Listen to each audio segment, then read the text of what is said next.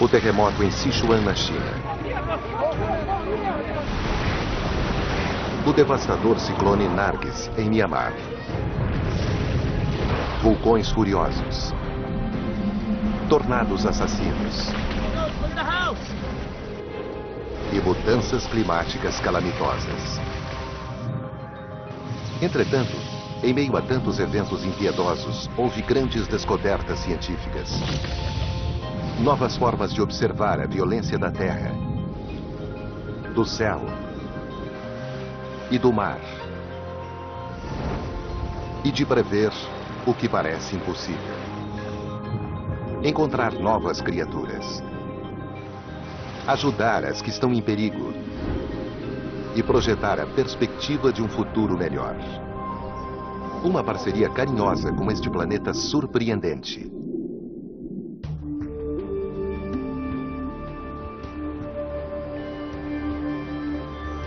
Planeta Terra, retrospectiva 2008.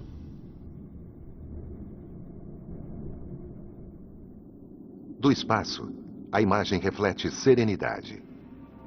Uma esfera calma, fértil e convidativa, onde qualquer pessoa adoraria viver. Contudo, basta observar por entre as gachaduras da crosta para ver o coração vermelho e pulsante do planeta que nos lembra seu nascimento violento. E o legado desta violência continua até hoje. A terra em que pisamos está se consumindo. Os continentes colidem entre si, sofrem fraturas, deslizam um pelo outro e explodem. Ano passado, o preço foi incalculável. Porém, as tragédias permitiram que a ciência desse um grande salto de como prever desastres e salvar vidas.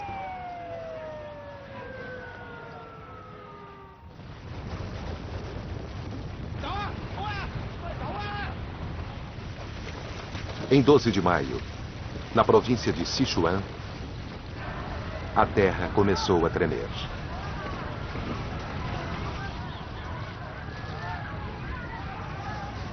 Um terremoto de magnitude 7,9 atingiu a região pobre das montanhas. Os tremores violentos foram sentidos a 1.500 quilômetros de distância em Pequim.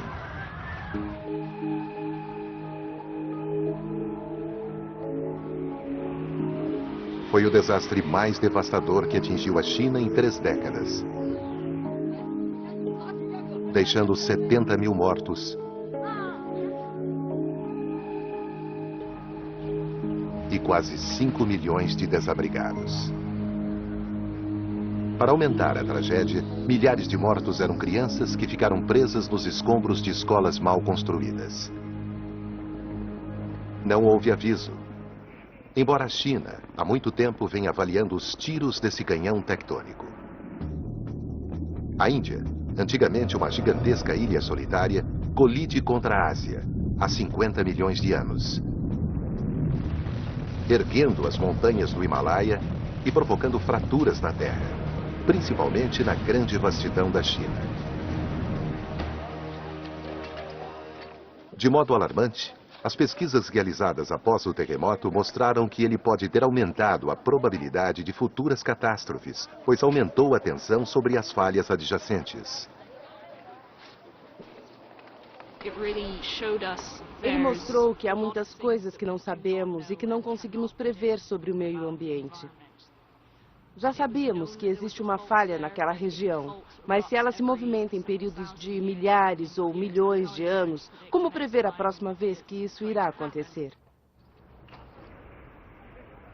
Após a calamidade de Sichuan, prever terremotos, o grande objetivo da geologia, tornou-se uma missão mundial, cada vez mais urgente. Uma teoria intrigante vem de Taiwan, onde os pesquisadores descobriram que distúrbios elétricos na atmosfera precedem quase todos os terremotos. Aparentemente, a compressão das rochas antes de um terremoto faz com que pareçam baterias produzindo eletricidade. Os cientistas pretendem projetar um sistema de alarme baseado neste fenômeno notável.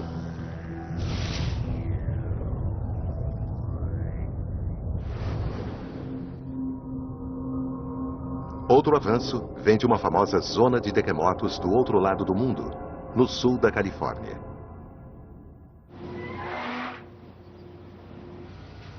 Aqui, os geólogos inseriram sismógrafos e sensores a vários quilômetros de profundidade na falha de San Andreas.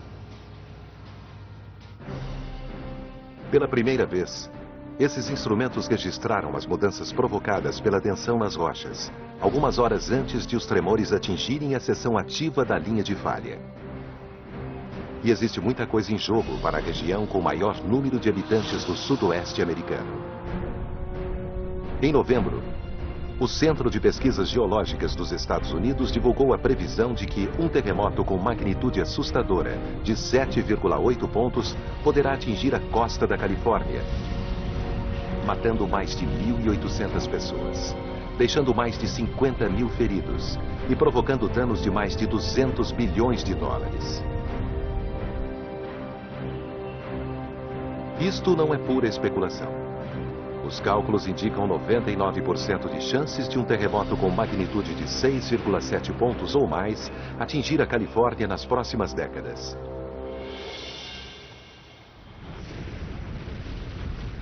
Naturalmente, os terremotos não são a única indicação de violência de um planeta inquieto com o coração flamejante.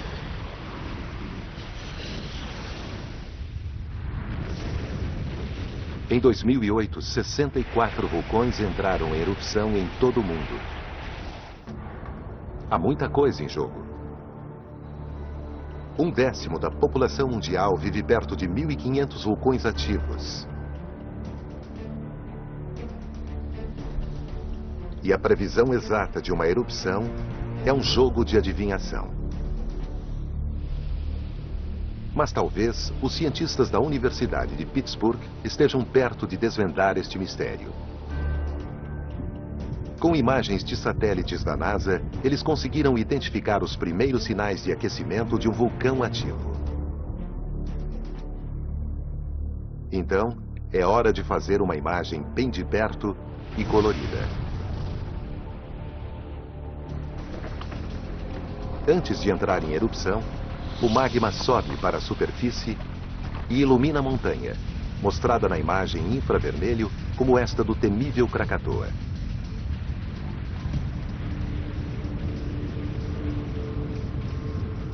Mas o grande avanço aconteceu com o vulcão no leste da Rússia. A imagem colorida permitiu que os cientistas conseguissem prever a erupção com 6 dias de antecedência. 6 dias que salvaram muitas vidas. Voltaremos a seguir com o Planeta Nat Geo, no Nat Geo. Os vulcões são assassinos, mas talvez devamos a vida, toda forma de vida a eles. Graças a um fenômeno espetacular. Os raios vulcânicos. Ano passado, após 9.000 anos adormecido, o vulcão Chaitén, no Chile, acordou com um estrondo e um show de iluminação. A poeira e a cinza tóxicas ionizam as partículas no ar, que iniciam uma tempestade elétrica. Essa talvez tenha sido a faísca que deu início à primeira mistura da Terra com a química da vida.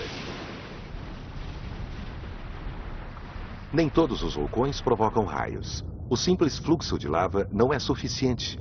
É preciso fumaça e cinzas. O acesso de fúria do Chaitén arremessou toneladas de cinzas e gases a mais de 15 quilômetros de altura. A pluma, vista do espaço, se estendeu sobre a América do Sul e chegou ao sul do Atlântico.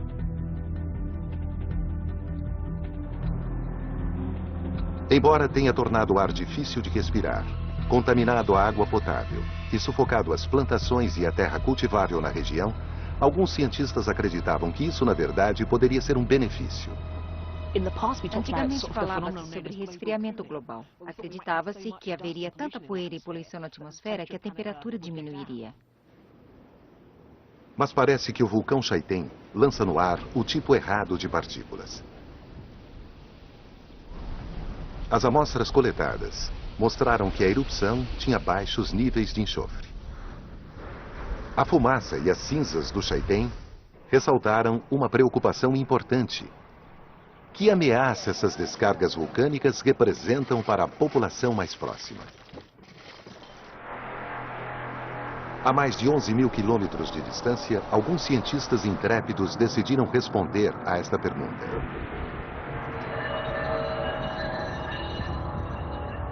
O vulcão mais famoso do Havaí, Kilauea, entrou em erupção com uma explosão de gases e cinzas que forçaram a evacuação de 2.000 turistas e cientistas.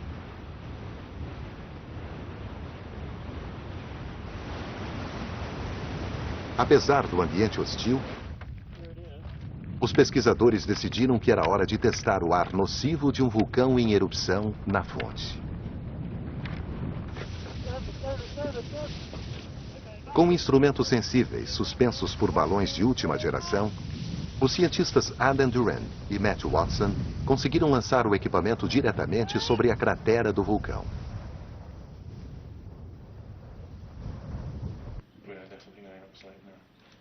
Os balões foram controlados remotamente através de uma conexão via satélite, com um sistema de visualização de trajetória de voo que incluía o Google Earth. A equipe recuperou o balão a aproximadamente 64 quilômetros do ponto de lançamento. Ali está. Pela primeira vez, foi possível medir diretamente a evolução dos gases produzidos por um vulcão com um sistema de balões. Eles descobriram que, mesmo horas após a emissão, a concentração potencialmente perigosa de gases poderia ser detectada em comunidades residenciais próximas que estivessem a favor do vento. Felizmente, os gases se dissipam com rapidez à medida em que se afastam da fonte. Um dos vulcões mais ativos do mundo, o Kilauea, é bem previsível e calmo. Mas os cientistas agora sabem que as bombas vulcânicas se escondem nos lugares mais belos da Terra, como, por exemplo, o Parque Nacional de Yellowstone. Poucos turistas têm consciência de que os famosos geysers são uma indicação do monstro flamejante que se esconde bem abaixo da superfície. Um supervulcão. Em vez de cone, o supervulcão tem uma caldeira circular que sugou o magma e a terra durante uma erupção.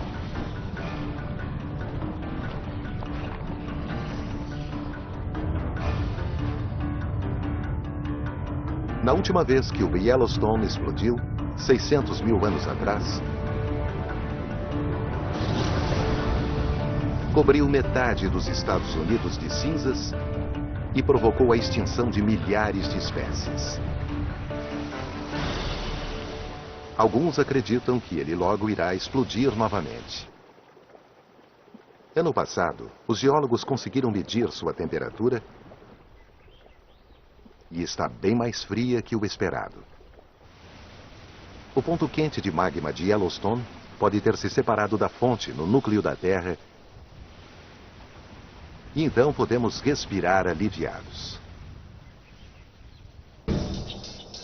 Mas 2008 não foi um ano em que muitos puderam respirar com facilidade.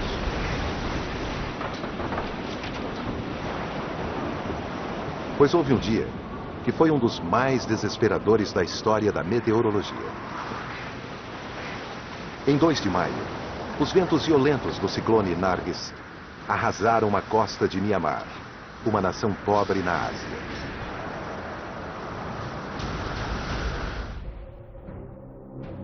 Os relatórios oficiais estimam que quase 130 mil pessoas perderam a vida durante a tempestade monstruosa. Naquela parte do mundo, há muita gente que vive em áreas costeiras muito vulneráveis. Quando algo desta escala acontece, os danos são muito maiores. Foi um dos ciclones mais devastadores de todos os tempos. A fúria assassina da natureza em 2008 tinha apenas começado. Tufões no Pacífico e furacões no Atlântico devastaram áreas costeiras no mundo inteiro. O furacão Ike, o mais devastador, remodelou a costa do Texas, arrasando pequenas ilhas que pontilhavam a linha da costa. Contudo, as pessoas continuarão a construir e reconstruir em áreas que sofrem o impacto de grandes sistemas de tempestades. Os cientistas da Universidade da Flórida tomaram uma iniciativa inovadora para que as construções fiquem mais resistentes a ciclones e furacões. Em 2008, eles testaram um simulador portátil de furacões original e inovador, impulsionando a próxima geração de estruturas de materiais e estruturas de construção.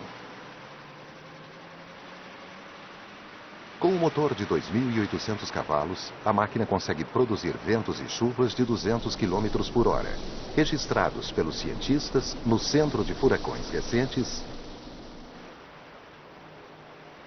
sob condições controladas. As pesquisas realizadas em 2008 não foram somente sobre o poder de destruição. Novas ideias sobre o ponto inesperado de formação destes fenômenos vieram de uma fonte surpreendente, do lado mais distante da África.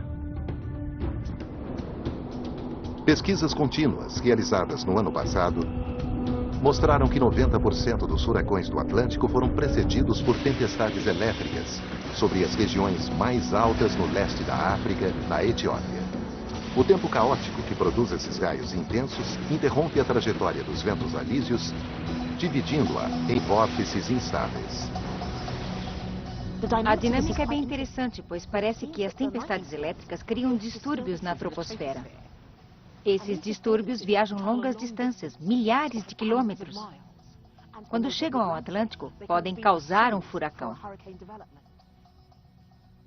Se comprovarmos essa correlação, poderemos tentar prever o surgimento de um furacão, talvez 7 ou 8 dias antes que comece a se formar. Os cientistas também descobriram que o imenso interior da África pode extinguir, assim como estimular o nascimento de tempestades mortais. Esse mau tempo precisa passar sobre o Saara, fonte das maiores tempestades de areia do mundo. Parte da formação dos furacões é causada pelo aumento da temperatura do mar. Mas quando há muita areia na atmosfera, ela reflete mais energia da luz do sol no espaço, então a temperatura do mar fica menor. Quando a temperatura está baixa e há muita poeira na atmosfera, é pouco provável que um furacão se forme. Essa poeira toda ajuda a fertilizar o Oceano Atlântico e chega até a Flórida e o Amazonas. A época de furacões de 2008 foi a quarta mais ativa e a segunda mais destrutiva já registrada, com um total de 17 tempestades.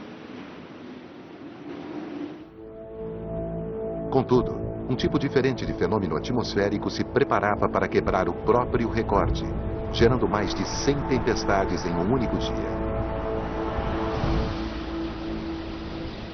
5 de fevereiro de 2008.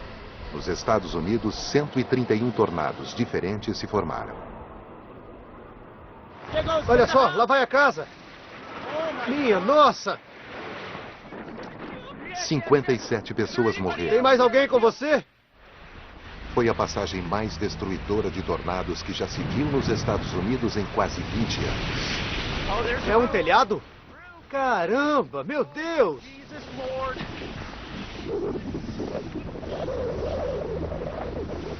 Mas as tempestades horríveis daquele dia deram aos cientistas uma chance de testar uma nova teoria. Eles encontraram uma ligação extraordinária para explicar como uma tempestade pode se transformar em tornado com rapidez. A onda de gravidade. Quando se joga uma pedra na água, formam-se pequenas ondulações chamadas ondas de gravidade. O mesmo acontece na atmosfera quando ocorre algum distúrbio no ar, acima ou abaixo, ou de um lado para o outro. A movimentação destas ondas de gravidade pode aumentar a pressão em uma tempestade giratória, comprimindo-a e fazendo com que gire mais rápido. Os cientistas acreditam que, ao rastrear estas ondas, poderão finalmente determinar a probabilidade de uma delas se transformar em um tornado assassino.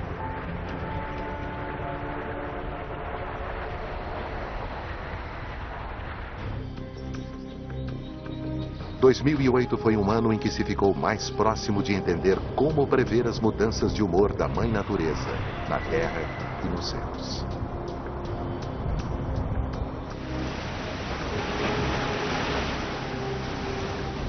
Mas os oceanos revelaram uma capacidade de recuperação que ninguém poderia prever. Uma descoberta nas águas calmas do Pacífico Sul.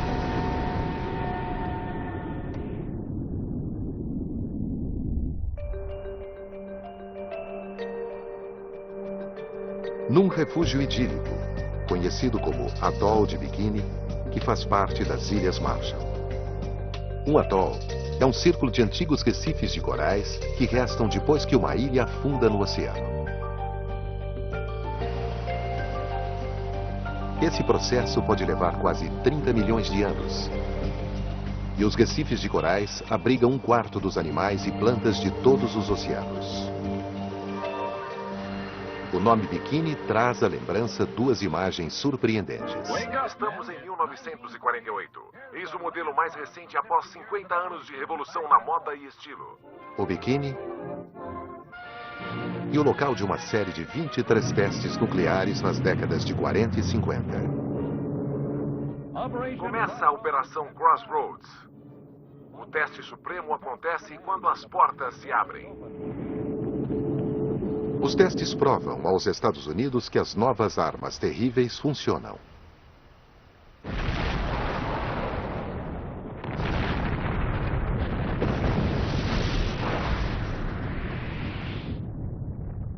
Mas este conhecimento custou caro.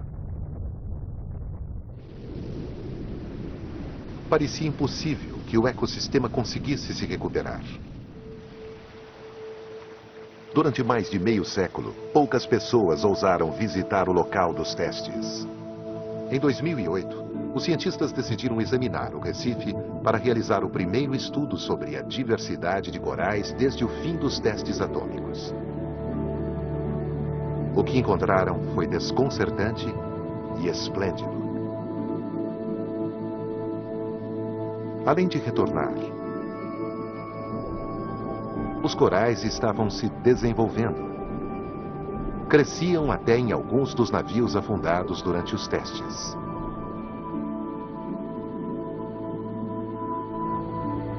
Embora algumas espécies originais não foram catalogadas, 70% das nativas povoaram a lagoa novamente. O que mais me impressiona com a volta dos corais e dos peixes são duas lições importantes. Primeira, a natureza consegue se recuperar. Se a deixarmos em paz, ela se restabelece. Mas o outro aspecto importante é que nem todos os atóis daquela cadeia foram bombardeados. Um deles ficou praticamente intacto, conservou as espécies e a partir dele a vida então retornou a Bikini. Espécies saudáveis foram transportadas pelos ventos e pelas correntes e chegaram à área antes devastada.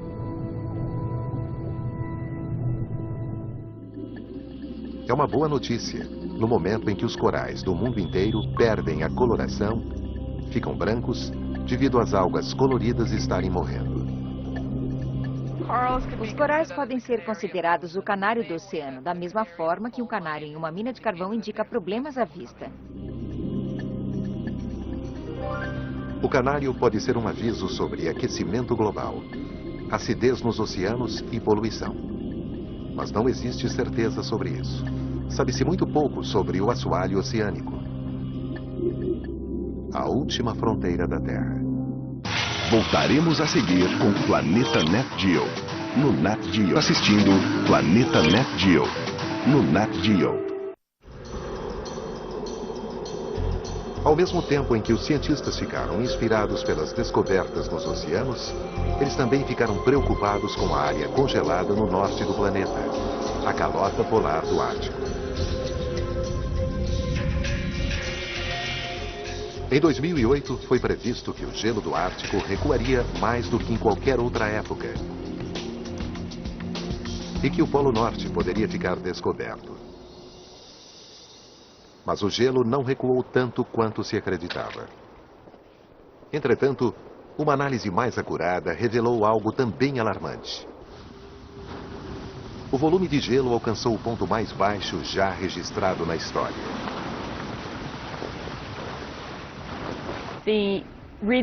O gelo antigo está sendo eliminado do Ártico, está desaparecendo, está sendo levado para o Atlântico. Existem várias razões, algumas são naturais. Mas se o gelo ficar cada vez mais fino, se a extensão de gelo fino ficar maior, é provável que derreta no ano seguinte, por isso a calota está encolhendo.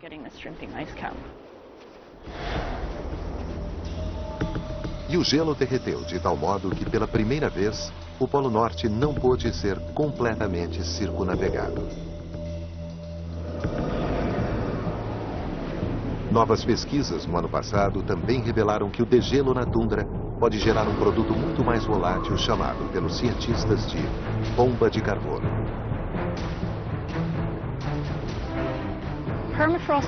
O permafrost é basicamente a vegetação congelada que não se decompôs, ainda não liberou o carbono na atmosfera.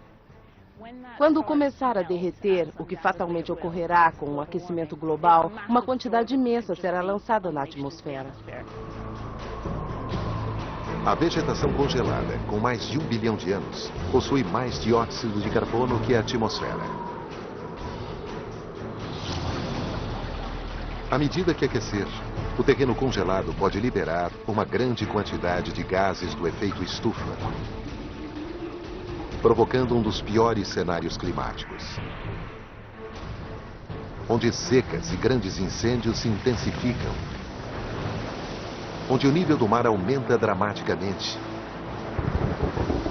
e tempestades e enchentes castigam áreas costeiras, provocando caos no mundo todo.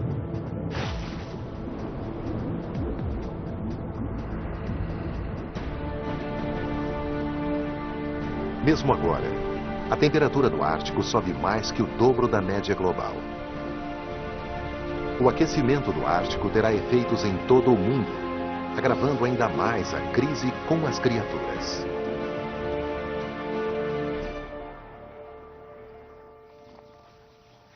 Centenas de milhares de plantas e animais em todo o planeta já estão ameaçados pelo abuso da caça, desflorestamento e a invasão do ser humano em seu habitat natural.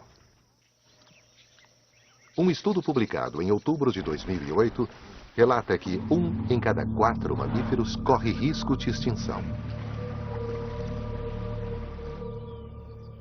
E que 1 em cada 7 aves, 1/3 dos anfíbios e 70% das plantas estão ameaçadas. É uma estatística que choca e angustia. Entretanto, há boas notícias. Algumas criaturas que corriam perigo de extinção estão reaparecendo. E estamos conhecendo outras pela primeira vez. Não faz muito tempo, a acrobacia encantadora dessa criatura magnífica quase desapareceu da face da Terra.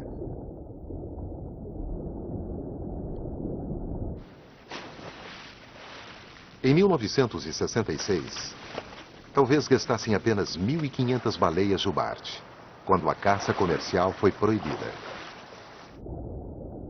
Mesmo com a proibição, alguns cientistas achavam que nunca conseguiriam recuperá-las. No ano passado, os cientistas conseguiram registrar o canto de baleia jubarte a poucos quilômetros do porto de Nova York, durante a migração da Flórida para o estado do Maine.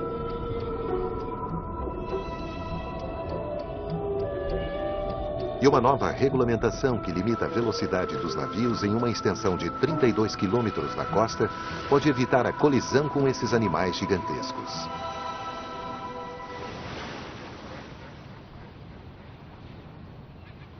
Agora, os cientistas esperam conseguir o que parece impossível: ressuscitar uma espécie extinta.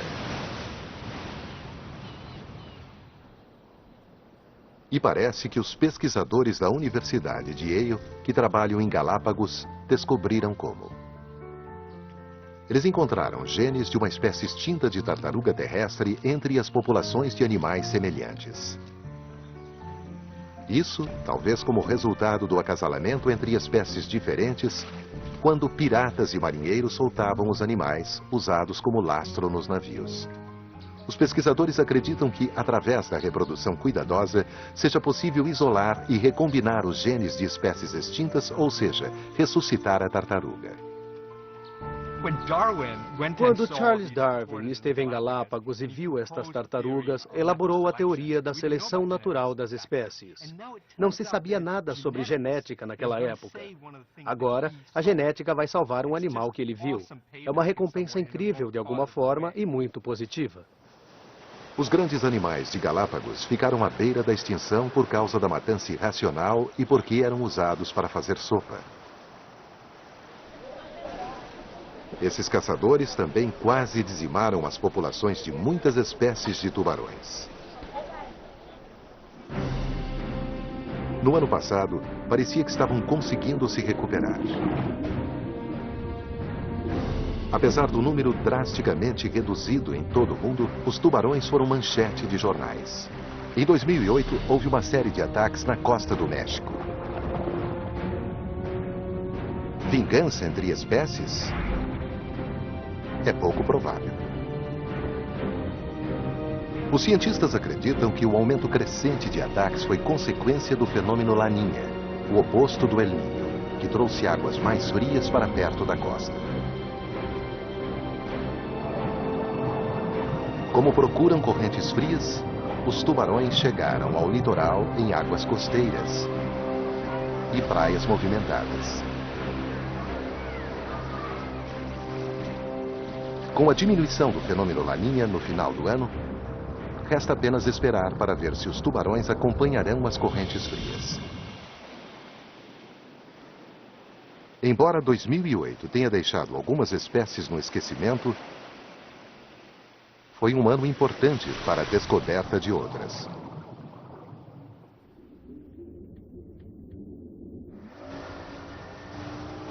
Geralmente, novas espécies são encontradas em locais distantes, aonde o homem ainda não chegou.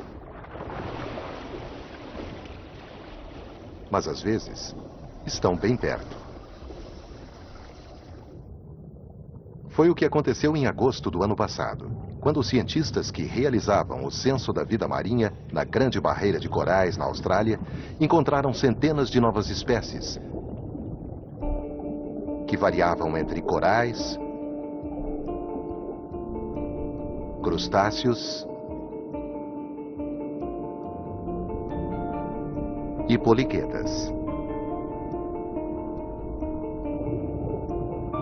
Os mergulhadores também encontraram uma água-viva sem filamentos urticantes, minhocas marinhas e um parasita que come a língua dos peixes. A diversidade incrível dessas criaturas mostra que ainda há muito o que descobrir.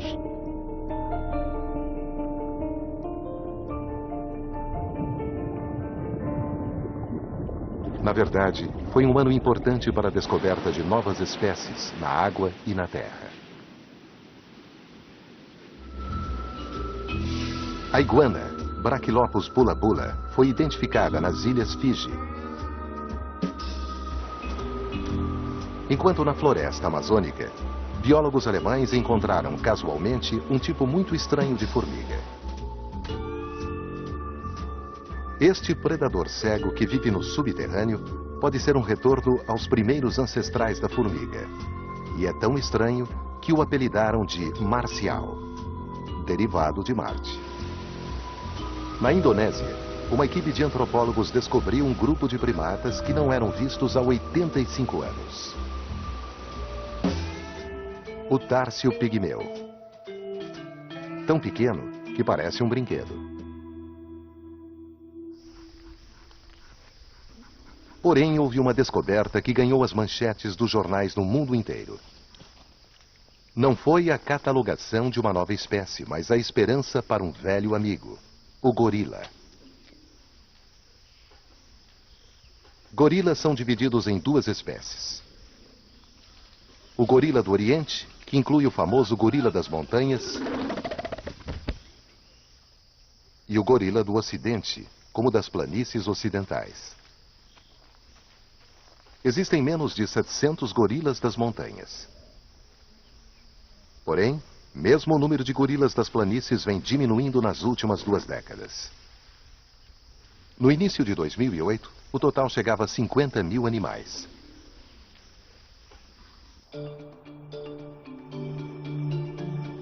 Mas uma descoberta fortuita em uma área pantanosa isolada do Congo mudou tudo.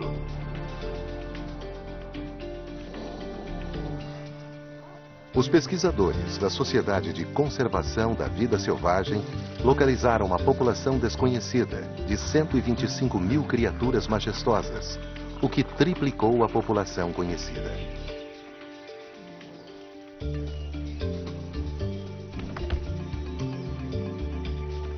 Longe da influência das pessoas que vivem na área próxima, eles se reproduziram durante décadas sem serem detectados. O governo do Congo prometeu estabelecer uma área protegida, aumentando a esperança de que vivam em paz e por muito tempo.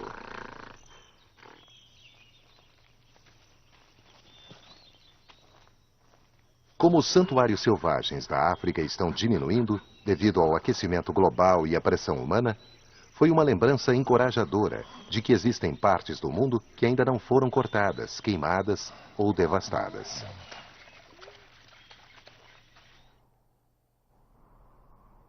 Contudo, o ser humano também está sujeito à perda de seu habitat e às mudanças climáticas, como revelam as imagens desoladoras e recentes do deserto da Nigéria.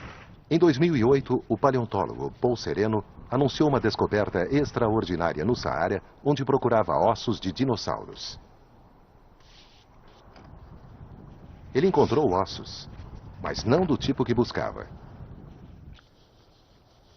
Ele praticamente tropeçou no maior cemitério da Idade da Pedra já encontrado. Inclusive, com os restos de uma mãe enterrada com os 2 filhos. Há 12 mil anos, esse deserto escaldante era um oásis maravilhoso ao lado de um lago, onde vivia uma cultura próspera e vida selvagem em abundância. Então, uma pequena alteração no eixo da Terra provocou a mudança do clima.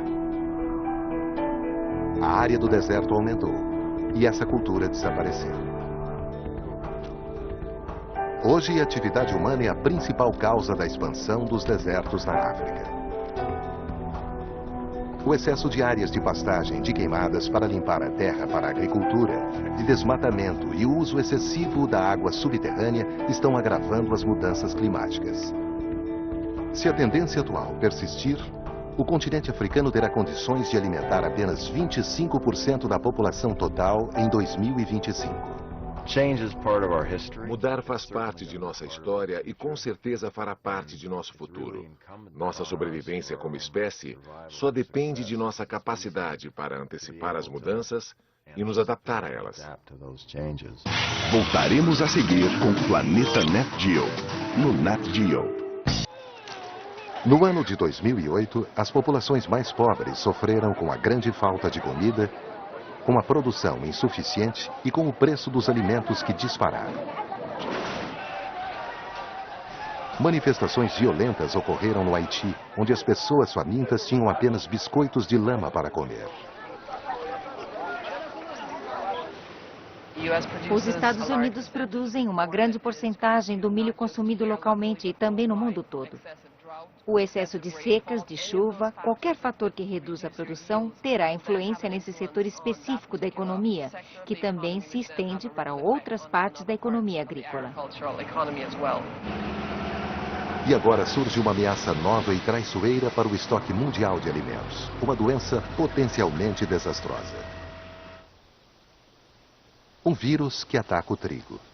Antes encontrado apenas no leste da África, ele se disseminou até o Irã e ameaça chegar à Índia e ao resto da Ásia. Estas pragas conseguem impedir a produção de alimentos em grande escala.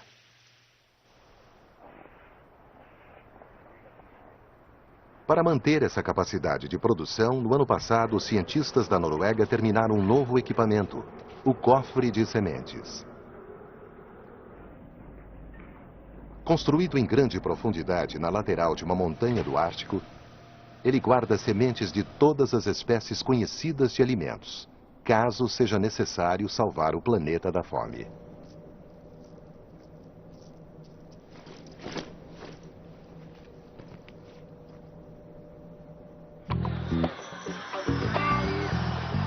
Apesar da crise, a população mundial não diminuiu. Ao contrário, aumentou para 6,7 bilhões de habitantes.